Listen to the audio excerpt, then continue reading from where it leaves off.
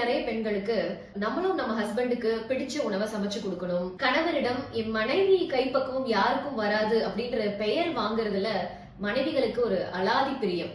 அதாவது ஆண்டாண்டு காலமா பெண் சிசு கொலை, உடன்கட்டை ஏறுதல் ஆரம்பிச்சு பெண்கள் எல்லாம் போராடி போராடி பெற்ற ஊதிய உயர்வும், பெண் அடிமைத்தனத்துக்கு எதிராக செயல்படுத்திய சுதந்திரம், கல்வி, இடஒதுக்கீடு இதெல்லாம் தந்துவிடாத ஒரு பெரிய சந்தோஷம், ஒரு ஹானர். கணவர் வாயில என் மனைவி சூப்பரா சமைப்பா, அதுவும் எங்க அம்மாவை விட நல்லா சமைப்பா அப்படின்னு சொல்ற அந்த வார்த்தையில தான் மொத்த வெற்றியும் அடங்கி இருப்பதாக அவர்களுடைய எண்ணம்.